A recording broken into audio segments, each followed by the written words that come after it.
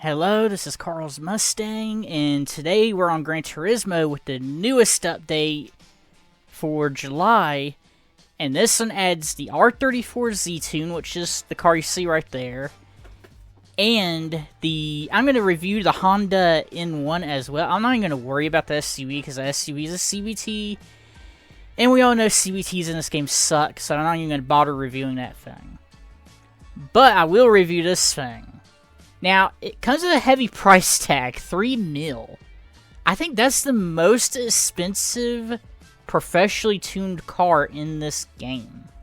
Which I think this is one of the rarest as well, because only so many of them were made. The horsepower level's a little off. It's supposed to be 500. So, the horsepower level's a little off, but eh. And it comes in midnight. Ooh, that actually looks like midnight purple on like the 300Z's midnight purple. That looks nice. And of course it comes in that, and of course silver, but I'm gonna go with midnight purple. And as for usual, I'll go quiet, or that's screwed up. As usual, I'll see you guys out towards the track.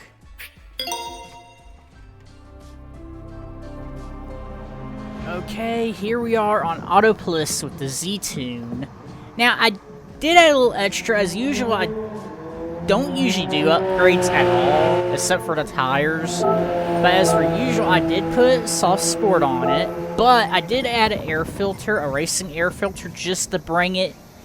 I was hoping to hit the 500 mark exactly, but it ended up being 502, which is pretty close to what the stock horsepower should be anyway. And of course, then everything else is stock. I just did, as I said, I just did the air filter just because I wanted to bring it up to the necessary horsepower. And that was already on the car, and those were already on the car. It already comes with racing brakes, and it already comes with a semi-race manifold. Or muffler. That was my fault.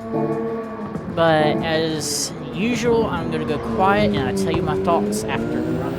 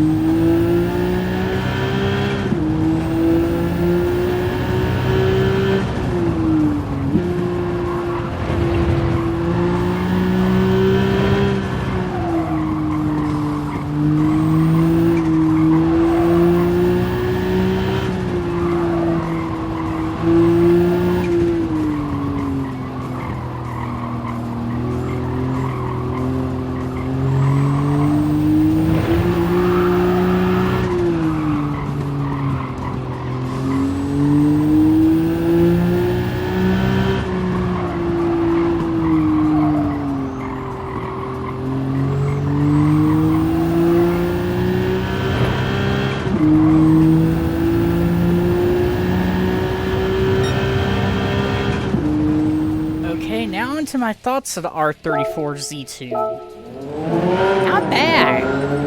I mean, the brakes are a little not as good as I want them to be, but there's nothing you can do about it since they already consider them racing brakes. And since you can't put racing pads on it, because guessing. So braking is basically nothing you can really do at that point. That's why I screwed up a little bit on that corner, because I came in a little, because in the video of me driving it, and of course then in the replay, you're gonna see me screw up on this corner coming up, and that's because I wasn't used to. I was overconfident in the brakes.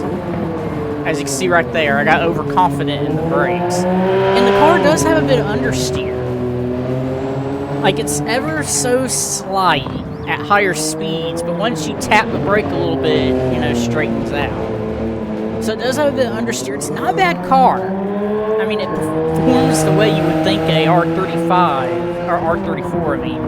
It performs the way you think an R34 would perform with 500 horsepower, which is pretty damn quick, and most likely could almost demolish any car until it meets a MINS, and then of course the MINS R34, R33, or R32 will probably slaughter it. But otherwise, it's pretty mean for what it is. All around, not a bad car. Not something I'll say to go out and get if you're shorter on money, though. I mean, $3 million is a little pricey.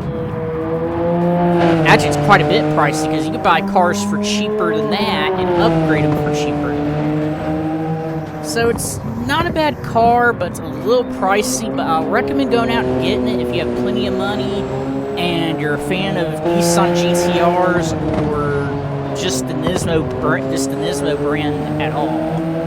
That's all I really have for today's video, and I'll see you guys later in the next video.